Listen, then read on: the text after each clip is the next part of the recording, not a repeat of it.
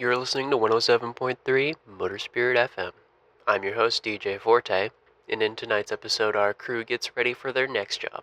They've got a task to help the Octane congregation, the band at the Steel Citadel, acquire the rest of the gear they need for the upcoming festival. They're going to have to meet up with the band themselves and talk about what they lost.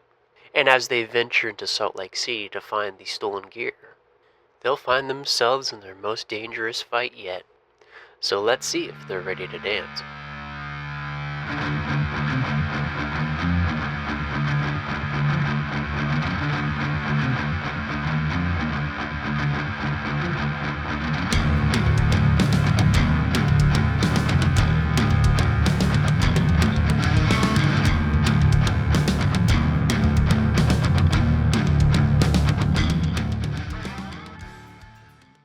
You guys return to your lounge in the morning.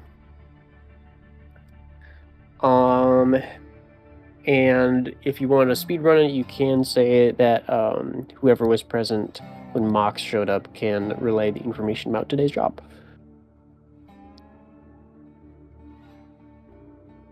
What do you everyone do? Angie is recommending that we go right away. Excellent. I'll ride with Cutler. Are we riding somewhere? I thought we were going to talk to the band first. Oh, wait. Yeah. Oh, is that what we're doing? I'm so sorry. I didn't know the job. I don't know the job. I wasn't And here. you may need to go. You may need to return to Salt Lake City after you speak with them after first. we speak to them, but right now it's in the Steel Citadel. Alrighty, in that case, you all make your way over to the Metal Cathedral.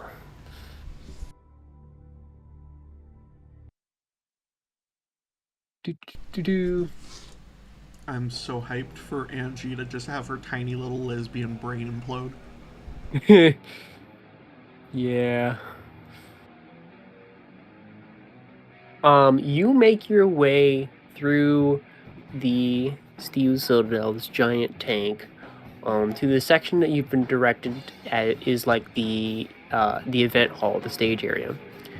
And you find a giant structure built into this section of the tank, which probably used to be what you reckon to be its magazines, where all the ammunition was stored, but has been converted into this like Roman cathedral kind of setup. It's very like over the top Warhammer, giant crosses and large buttresses, and the place looms over you. And in the back of it, you can see a giant concert stage with so many speakers set up that is dizzying.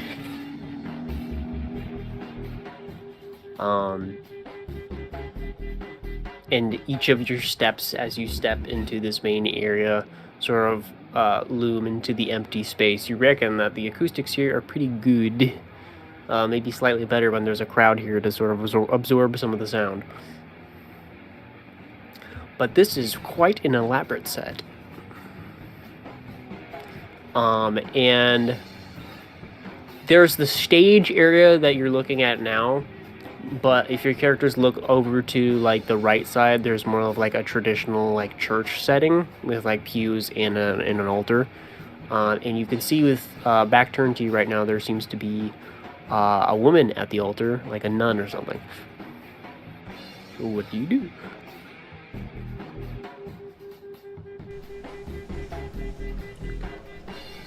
Cobble's just gonna look around, admire the structure, and see if there's any machinery he can super admire.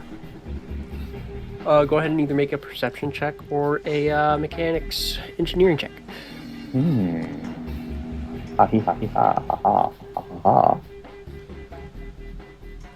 With a 17, you have a look around. This is, in fact, a very nice setup.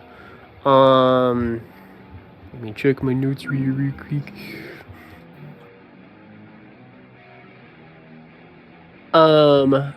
This is probably, well, I don't think your character's been around a lot of stages, but this is certainly one of the best you've ever seen if you've been around more than one. If not the best. Actually, probably the best. It's the best he's ever seen. The stage is lifted up more than this picture would suggest, about like 20-ish feet off of the ground floor. And the ground floor is so big, and you do note some like markings in the floor. It seems as though, as part of these performances, that motor sports stunts are encouraged as part of the crowd. It looks like there's a section where the pit would be for a normal concert, where everyone's like throwing hands around and for fun. That's where they do donuts here. I fucking want to go. I can. The Ken.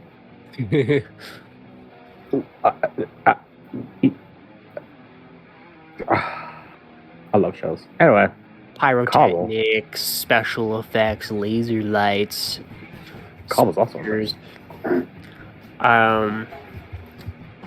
Yeah, this place is real nice. You do know there is some sections of the rigging up above you that look like they're missing some parts or under construction.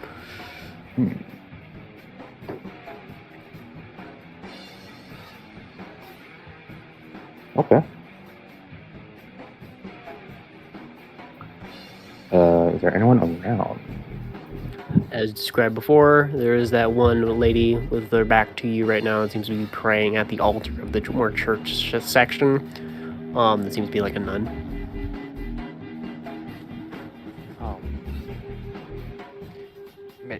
We should make our presence known, but I think it'd be disrespectful to interrupt someone mid-prayer, so Frost is going to kneel close by and make a prayer of his own. This is a cathedral, so I'm assuming. Yeah, we can pray in here. So can make a prayer for the well-being of his group. It seems the woman takes note of you and finishes up whatever she's doing and approaches. You see before you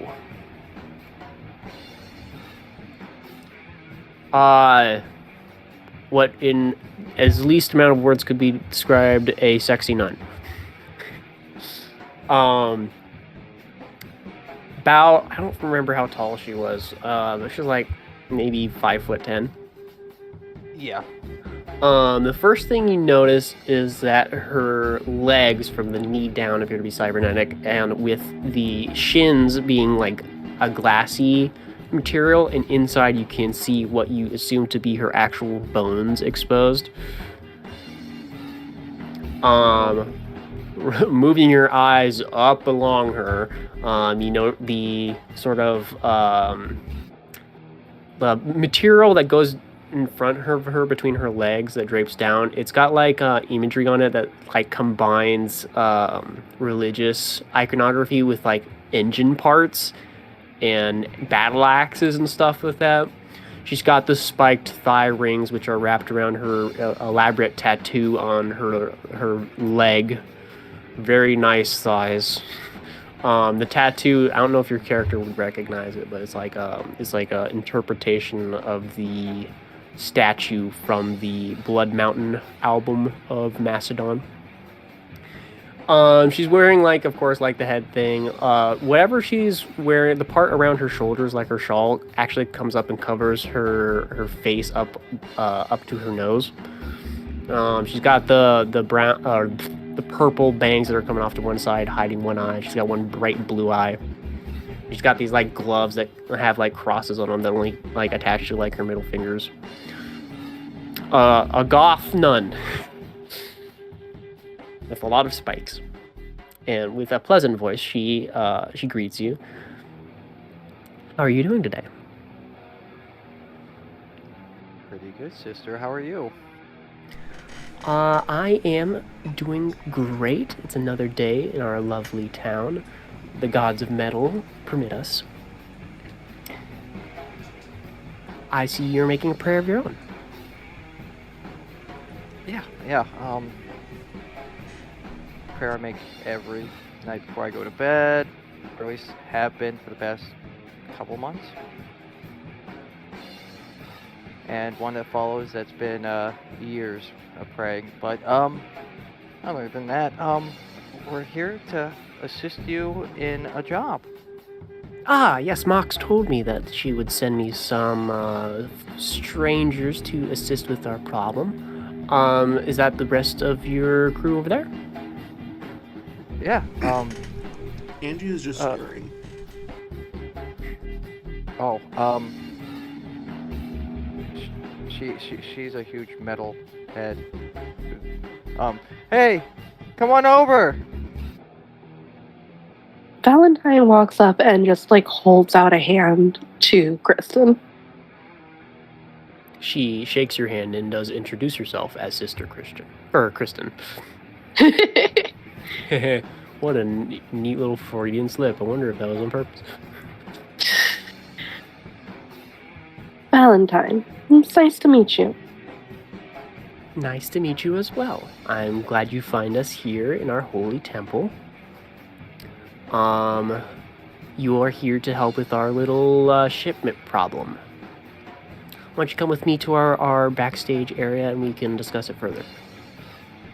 And she leads you all to a more like production kind of area. It's like a mixed with like a studio and engineering equipment for setting up the stage and whatnot, as well as like part of it's like a garage with like a half assembled muscle car with an enormous amount of speakers attached to the back end of it.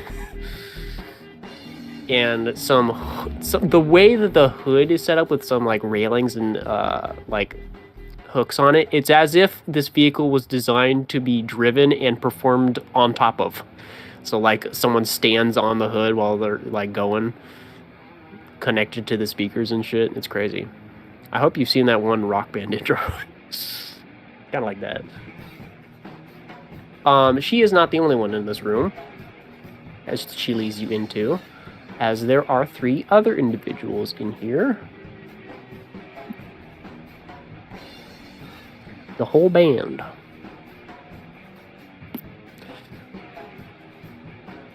In addition to herself, she introduces you to some of the other members of her band, the Octane congregation.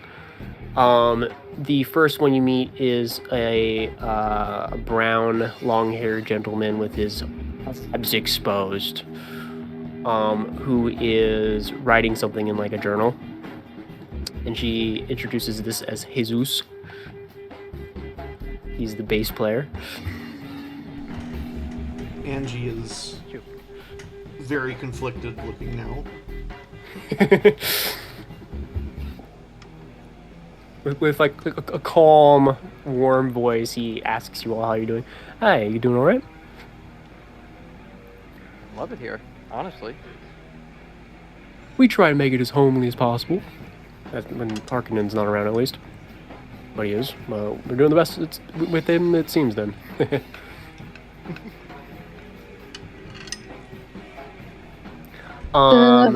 An interesting group you've got here.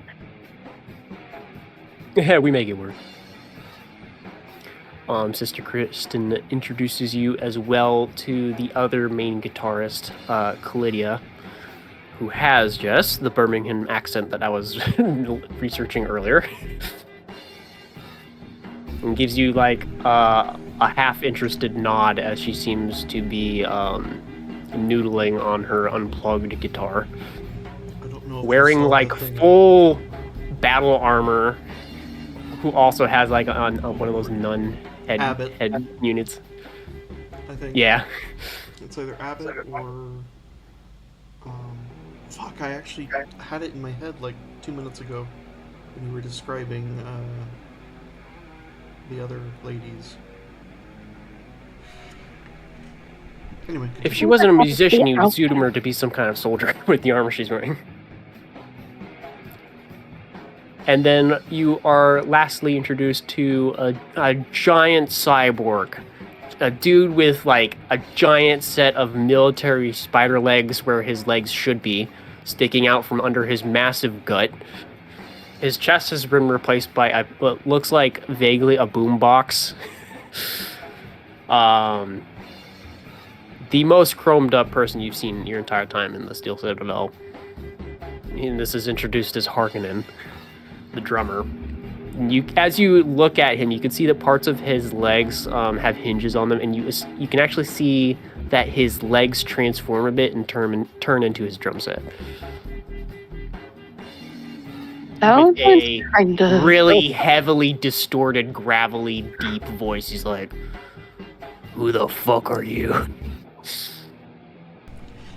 Angie has gone from assemble staring because Pretty Woman to staring because she's not sure if, like, someone is taking the Lord's name in vain, to staring in utter abject horror. Also, it's a veil. The entire nun outfit is called a habit. Ah. I got them mixed up. That's on me. The more you know. Doc Frost extends his hand. Doc Frost, and this is my group of friends. Pleasure to meet you. I think You guys outsiders. Yeah, that would be the abject term for us right now, yes. You're not supposed to be here for like another week. Oh, we're a friend of the family. We We brought like talks to him like they're here to help with the shipment problem. He's like, whatever. Frost just looks at his hand and then puts it down. I think so. I think that like Valentine has seen a lot of like Chrome being, out and about and doing edge running and being a gambler and stuff. I feel like this dude makes her like she recoils a little bit. Like it just kind of viscerally hits her wrong. Seeing that little person. Mm-hmm. Yeah, to be Yes. clear, like... He is also glaring at each of you individually, and you feel your very souls moved as if he is deciding whether or not you're worth killing for the fun of it. Yeah, Frost is just it's very completely blatant. chill that around Angie him. is He's seen horrified. something way worse. Sorry, there were two of you talking at once. What'd you say, Nick? Oh, sorry. Frost is completely unmoving. Doesn't feel anything hit him because he's seen something worse than him. So he's just completely calm. Okay. Orcus. Yeah. What about Angie? What did you say for Angie, Jess? She's not, like, pretending or, like, being polite. It's just... it has been one thing to the other, so there has been no time for her to, like, put on a polite mask. So it is just the look of horror on her face. So, yeah, Valentine, you're not alone. Cobble's just kind of staring. He's confused. Why is he confused? He doesn't know how to feel about this collection. I'm trying to. He has seen religion. He has seen how people take religion differently. The Octane congregation is a very wild and interesting group. But he's also very confused by the quadruped over there. Like, damn. Noticing Those seem like those seem impractical. he does not look like a practical guy. Noticing your slight discomfort, Kristen takes you aside to like a little reclining area. So that's the band. I'll handle you guys. I'm usually the one that's managing things around there.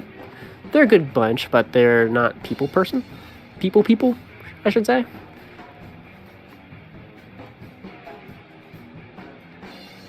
Therefore, for the time being, you'll talk to me.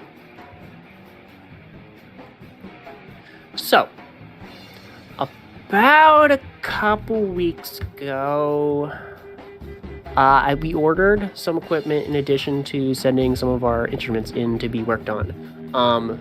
For example, my as you can see in this picture up on the wall, my baby, my double-necked guitar has been, customized and whatnot with like an engine in it. That also went in to get worked on. And the shipment never came back. They took too long. We sent some guys to go check out what's going on, and they never came back as well. So something might be going on at the store. What kind of store? As Roxa asks that question, she actually looks at you more with now regarding who you are. She's like, what's your name? Roxa. You're back? All right. Yeah. Too bad. She rushes up and gives you a big hug. Hey. Easy. Easy? I've been missing my sister for a long time. Family reunions. Sister? This is the episode of Family Reunions. You don't recognize me? Well, I suppose I might have had some work done. She lowers her face covering, and like the entire bottom part of her jaw is gone. She's one of those people that just has like one of those replace jaw voice boxes kind of things. But she puts her thing back up. It's Kristen.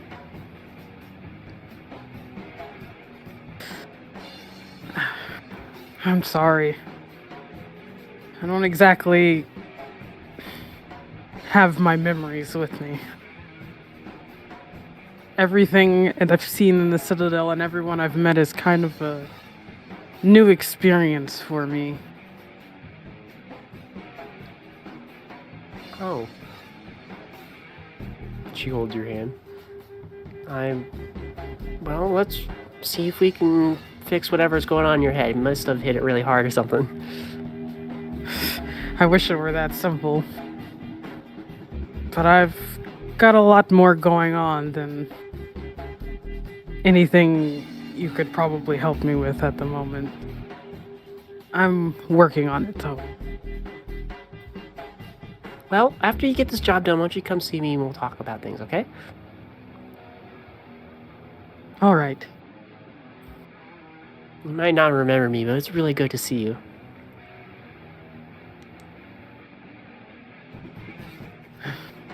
I wish I could return the favor. I just don't remember. Anyways, oh yeah, the job. Yeah, so we ordered and got the equipment fixed at Megawatt's music store over in Salt Lake City. I have a receipt for you. She hands you a receipt with the list of equipment that you need to recover.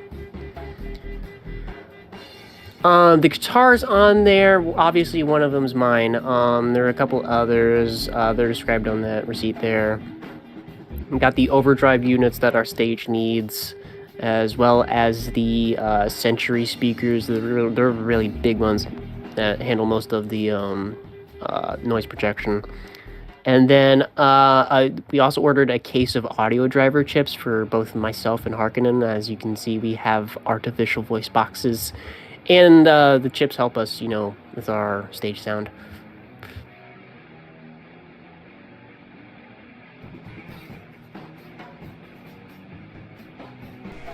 But yeah, if you get that stuff back, we might be able to get our setup ready for the Speed Weekend. I'm really excited.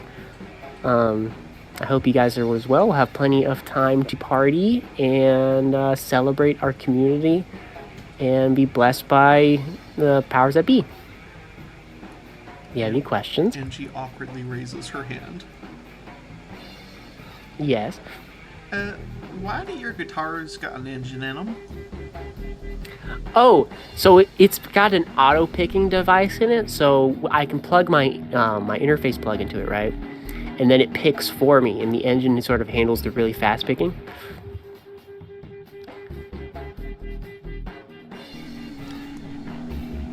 And then For I can once, switch. It doesn't look like all of it went over her head. She nods very eagerly, listening to all of this. And then I can switch the ignition timing so that it mostly shoots flames if I wanted to make like a little bit of a spectacle. That is really, really clever. I think so myself. I actually think Wrench helped design the engine parts, and then it was Daytona that had the like general idea. But it needed some like actual music tweaking on like the fretboard and whatnot, and no one here really knows how to do that, so we had to send it into the store. Gotcha. Okay.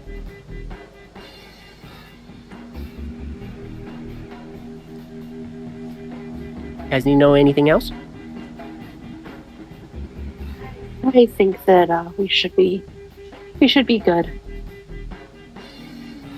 Angie looks conflicted, like she might raise her hand again. Come on, Angie. We wouldn't want to get there or get there after the store closes. Alright, fine. I'll give you a little prayer before you head out then to keep you safe.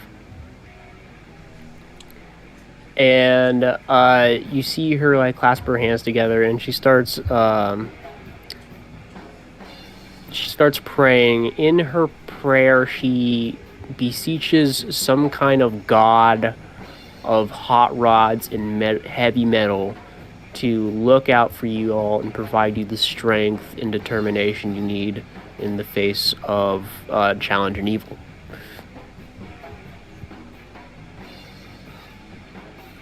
And instead of like amen, it ends with like rock on. Damn. Rock on. Well, Valentine is like she has a smile plastered on her face, but like thank God her eyes are covered because it does not read. Like she's just like, thanks. All right, come on guys, let's go. Angie is circled on back around to awkward as she just kind of shuffles out of the room.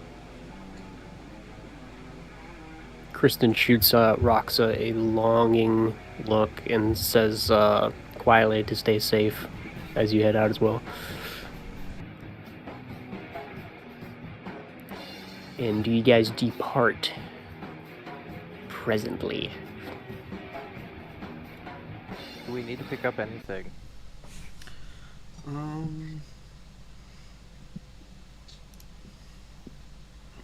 we got 3,000 ads as a group, right? So Yeah. We got 3,000 ads, and then we got the extra 10,000 from selling the automobilia. Yep. Which was 1,666 eddies. What? 10,000. Because it was 10 split six ways. Oh, okay. Unless you kept it to yourself. Which No, is okay. she would have put it in like a group account or whatever. Okay. Wherever the 3,000 went, the Mox said is where she would have put it.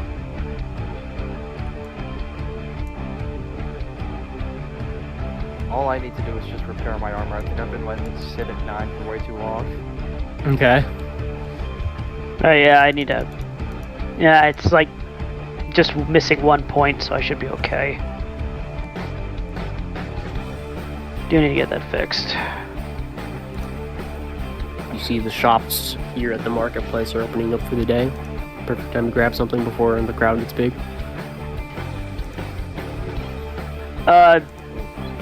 You said you fixed Keelhauler completely, Cobble? yes. You are muted. God damn it. Finger twitch. Yeah.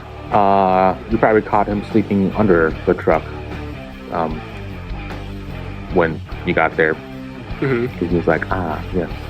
Comfy repairs. It's sneezy time. Fully repaired and washed. Keel hauler is ready to rock. JD still needs love, so we're taking the big truck, right? if you guys want to. Mama? Hell yeah. Angie is probably going to be riding in the big truck and leaving JD behind very reluctantly.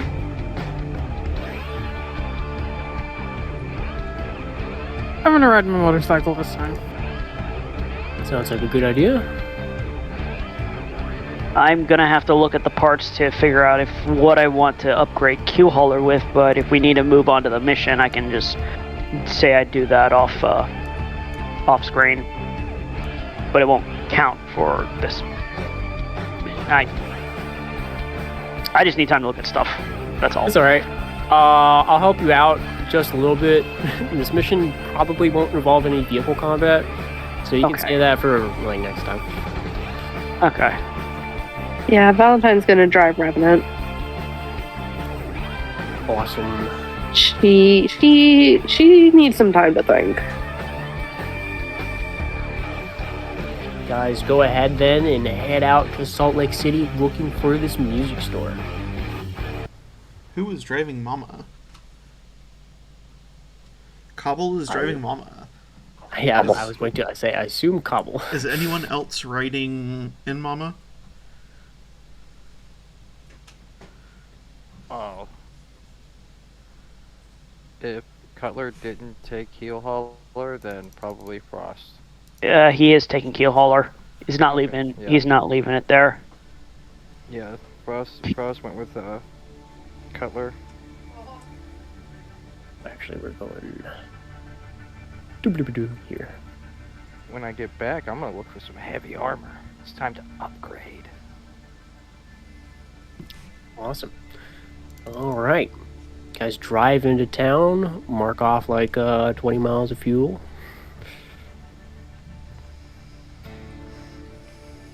Oh yeah, I forgot about that. Wow. That's fine. I need something to spend money on.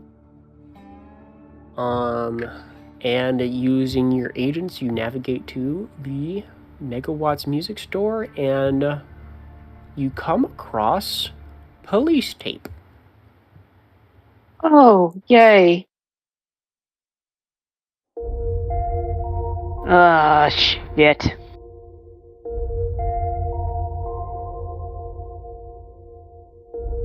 The store does have a perimeter set around it. There is a couple of police cars, but you don't see that many cops, just one. A huge dude wearing a trench coat that seems to be talking to a journalist that is pestering him.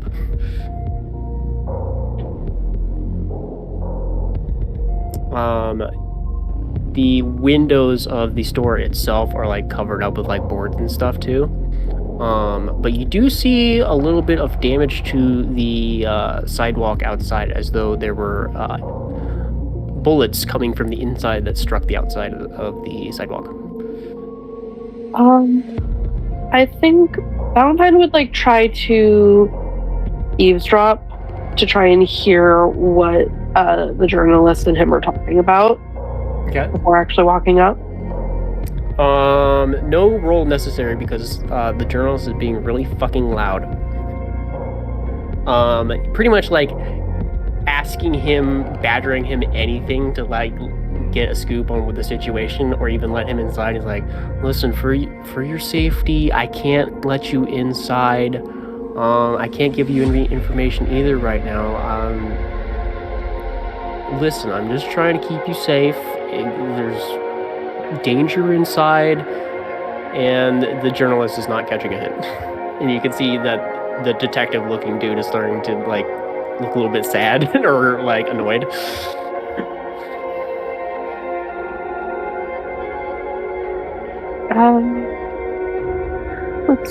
I mean, if we save him from the journalist, we can probably win some points. And we do love points. Angie wanders up and she just kind of like cocks her head and goes, hey, I don't mean to be a bother, but I think I just wanted to kind of poke my head in real quick. Is everything okay here? Both men look at you. The detective looking dude is like, Well, it's a little bit of a crime scene. People might have died inside, so no, I don't think so. Do you have something to do Might? it with inside? Well, scans show. Well, I shouldn't talk about this actually. She the just- journalist's like, no. She turns, What were you about looks to at the say? journalist, and gives the biggest puppy dog eyes, and she's like, "We got business at this shop, and we probably need to talk to him. Can we get like 30 minutes of privacy, please?" I'll make a persuasion roll. She's pulling out the puppy dog eyes. Police officer from Night City, so I mean, No, she's doing it on the no. journalist. This journalist has no soul. This is the most annoying, nosy journalist you have ever encountered, and he really wants to know whatever's going on here, to the point where he's actually maybe harassing this police officer a little bit. Valentine is going to kind of get in the journalist's face a little bit, as much as she possibly can, because she's oh so big and intimidating.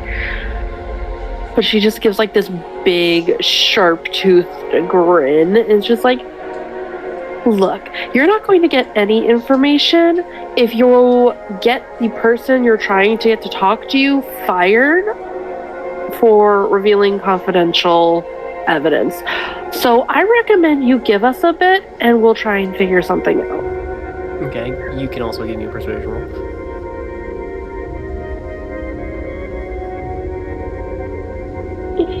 Come on. Much better. Something about your more intimidation tactic pushes him away a little bit, and he was about to argue like the cops are, the cops are crooked and they're trying to hide something, and then he just sees the way you're glaring and he's like, all right, but you guys tell me whatever goes on, and whatever you learn, you gotta tell me, okay? I've got a scoop on it. It's gonna be big news. You know where to find me. He gives you a business card. She Yeah, you're standing right there. takes the card, kind of looks at it, shoves it in her pocket, shrugs, and then turns around to the cop. The huge dude scratches the back of his head. Thank you, he says in a quiet, soft voice. You seem like a really gentle guy. I'm sorry you have to deal with that. Yeah, I try my best.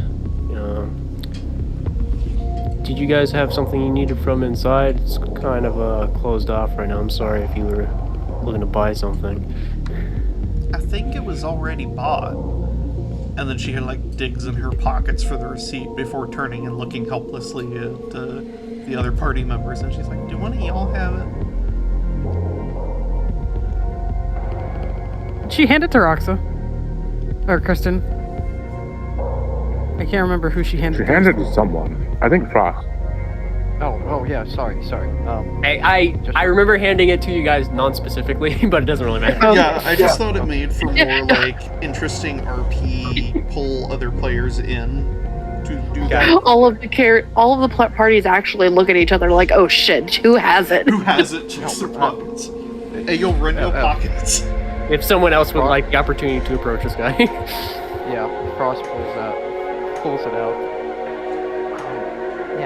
We bought. Well, we have the receipt, obviously, but if you don't mind me asking, what's the 187? Is there a code 187? Well, you guys don't seem to be journalists, and a little nicer than the other guy, so I'll spill the beans a little bit. Word is from our scans that something violent went down inside. There's a few bodies. We don't know the condition of them, but higher ups aren't letting us in as much as I'd like to go in and try to help them. Places of wreck happened a little, I think around a week ago. And the place is still shut down. So I've been trying to do a little bit of investigating on my own, under the books, but struggling to think about what kind of danger might be in there. Well, under the books is, I know that you only just met us, but That's kind of where we do our best Detective Eric work. Schaefer, by the way. Pleasure to meet you, Valentine.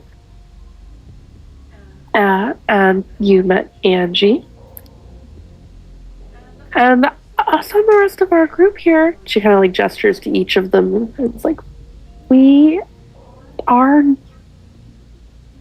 investigators ourselves in a way, although not quite as fancy as anyone who has such a lovely badge.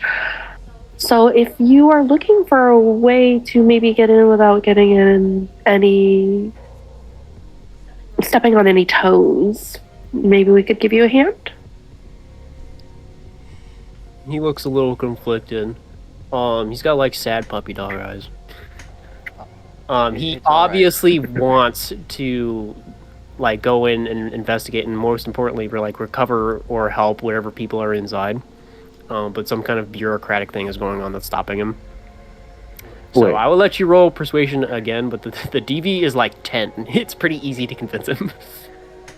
Oh, good. I was gonna throw out the officer card. Like, I'm a former police officer. Oh my god. You are not. I swear to God. I'm a former police officer and a former lawyer. Yeah, I passed the bar exam and Did you- everything. I have the court. I'm a doctor. The court. Grave or fucking ghost is rolling in her grave. You're a long way from home, officer. I go out looking for cases myself to solve. What are you, Okay, Columbo? with the 16, he's like, okay, you guys look pretty tough. You might be my chance to, go in, and take a look around. Listen, I'm just worried about your guys' safety. It's on me if any of you get hurt, alright? Oh, Be you said careful in there if you're gonna take a look. We have the best doctor in town. and you said you have scans, right? A police officer. Oh, what'd you say, Ken? Oh, I gotta sneeze. Never mind, the sneeze is not happening. You said you have scans, right? Is there a way to access the scanners? Maybe we can take a peek at them and, I don't know, look at? You have a data shard on you? Yes. Can I borrow it for a second? Yep. Now, I'm gonna be a nice guy here, and I can see that you're carrying some illegal equipment. I've got some scanners built into my eyes, actually. And he plugs it into his chipware socket and then pulls it back out. This is grab I scanned with my cyberware. Cobble pokes it into his head hole. You are shown just like a 3D map. I don't know how to describe it, but it's like LiDAR, I guess you could say. Like points of contact with whatever scanner equipment's in his eyes throughout the building. It kind of gives like a rough 3D model.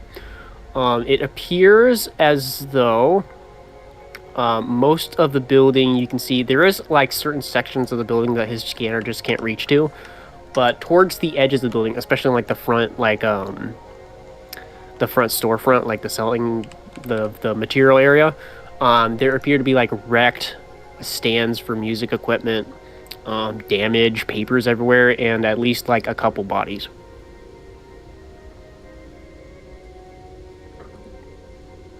Okay.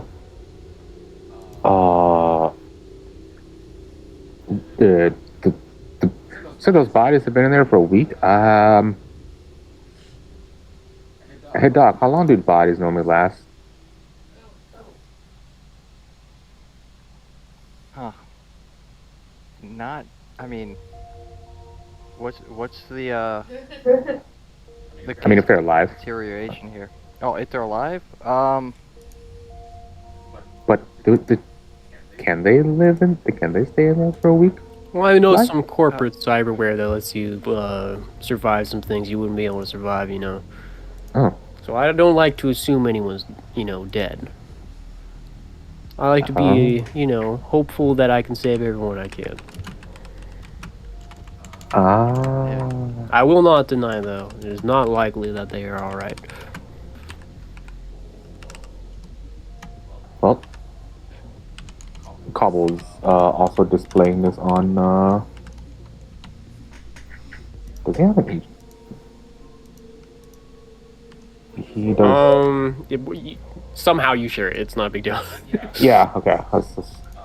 Yeah. So he's sharing what he's seeing. Like, okay.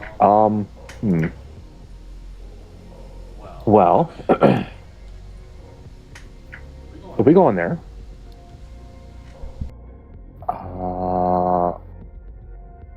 so this is normally what people tell me when I go salvaging. If I go somewhere, the risk is on me, which generally doesn't really matter because it's salvage work, and the only thing I get attacked by is some angry mutated dog, maybe some angry people that I'm tearing apart the car. But normally the risk is on me, right? Does that apply here? The risk is on us. You're not telling us. It's us.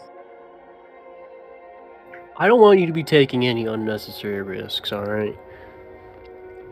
If you want to go in there, it seems like you have the determination to do so, and you got business. And I have a reason to go in myself. So I'm going with you if you're going in there. Okay. Cobble looks at the others. Welcome to the team. We appreciate your help. Angie sighs. Well, I wouldn't call myself on your team yet, as it's entirely possible that you are criminals. Angie just But I will look aside for that for now. Well, you're criminally handsome. I just want to say that out loud. All right, let's go in. What was that, Angie? Yeah, what was Angie saying? Angie was going to sigh and say, besides, you saw a bunch of shady folks that were entering the building. It's your job to go in after them, right? That's correct. Well, about that. So, we impounded a couple vehicles that were outside the building when we came across all this, right? Pirate vehicles from out west. I don't suppose you know those guys, right? Sorry, the voices in my head are coughing. Give me just a moment. I know a professional if that is a common occurrence. Oh, no, it's fine. Pirate vehicles, you say? Yeah, pirate. And they just left them there? Do you know they were impounded since they were outside the perimeter, and whatever the higher-ups wanted to do, they could do with the cars. But I reckon that the pirates that came here might still be in the building. Any distinct markings on the vehicles? I believe they were part of the so-called Metal Marauder group that operates out of that giant tank out west. Huh. Oh, that big old wreck. My suspicion is that you were also part of that group. Nah. We're from Neo Vegas, actually. Have you heard of DJ Forte? Wonderful lady. He scratches his beard. The name sounds familiar, but I can't place any particular information right now. You know, if you're in town, you should give her a listen. I might do so. She tells wonderful stories. I do find myself lonely in my patrol car some nights when I'm looking for things to investigate. Angie squints at him for a moment. And then she just looks sad. And she just goes, you remind me of my dad. Let's go inside. I'm going to take that as a compliment. Alright, be careful here. I think the back should be a little bit more safe. Scans show there to be less carnage back there, so let me help you out here. You guys move over to the back end of the store where there's like a loading dock. The door's closed. He walks up to it and tries to, look around for some ways to get it open. Do you guys do anything? Cobble is going to look around for like any other openings, anything that seems like mechanical in nature that could lead to it. Maybe like an HVAC system. There probably is a HVAC system. There's like some mechanical latches to the this like garage loading door that are shut right now. Is the HVAC running still? It is. It is. It should be.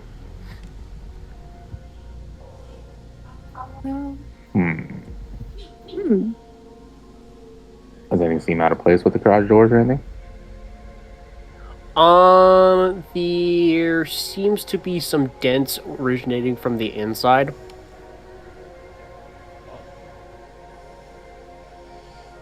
Someone had a bad day. Supposedly several someones.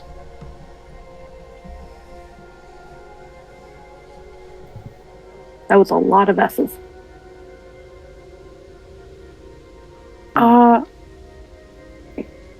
I want to try and take a glance at that damage to the sidewalk. Okay, you can back out for it. And like while they're looking around, or while they're heading in, she would kind of pause for a second to look, I imagine. Okay. Just to try and like inspect to see if she can tell what kind of, like, what caused the damage or what may have been. Sure, give me a perception check.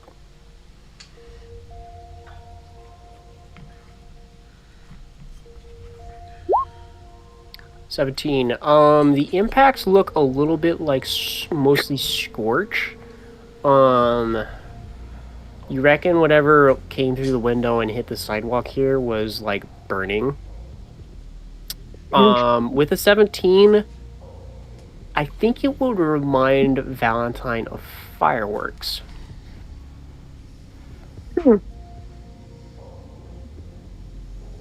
Okay.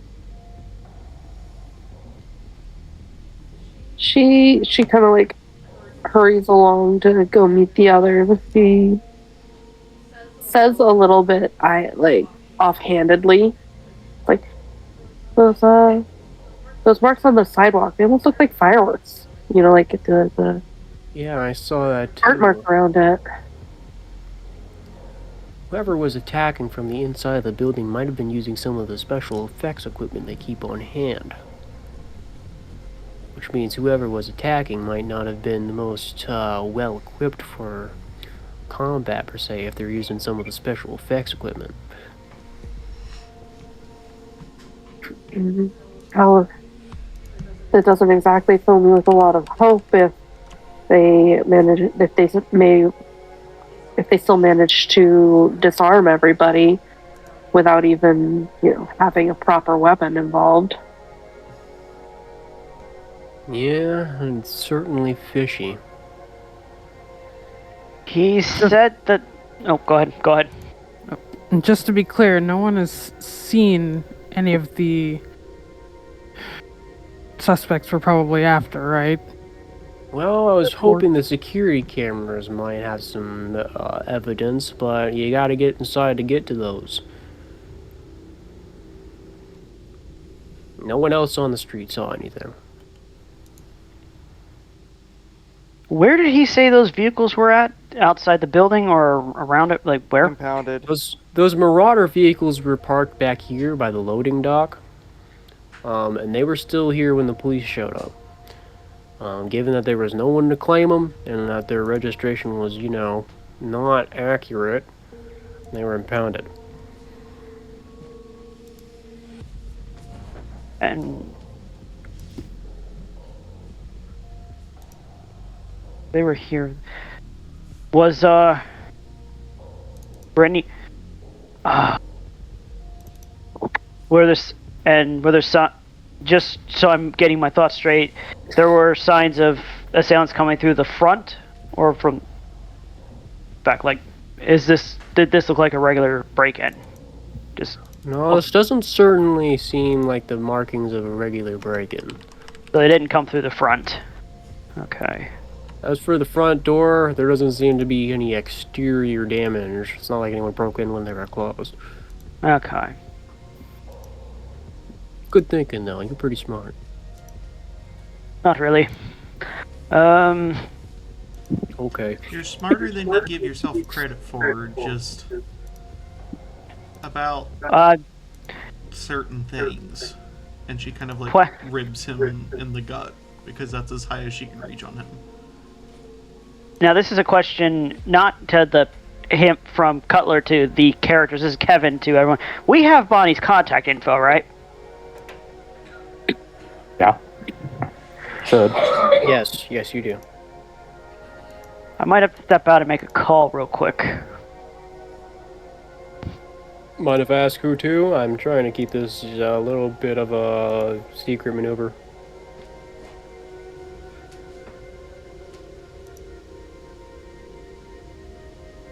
Cobble sends an internal agent text real quick to Cutler. You're like, don't mention anything about our employer. I'm not.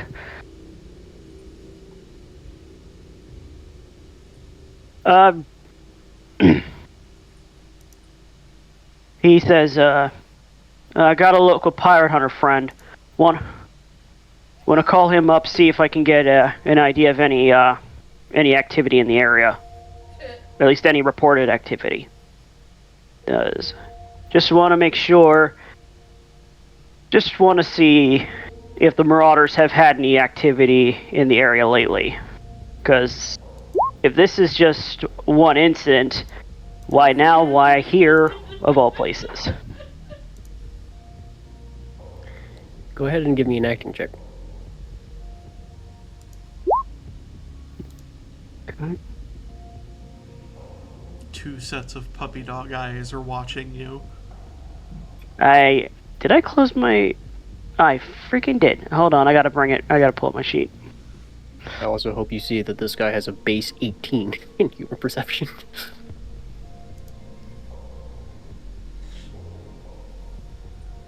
He is not easily lied to. It's almost like he's a detective. Detecting shit. Teddy, the detector, detects. I'll put the last 3 of my... I'll put the... Oh, wait, that ain't gonna change anything. God I will damn it. say, you say what you say, and he's like, alright, do what you need to do. Angie stares at you for one long heartbeat after the man turns away.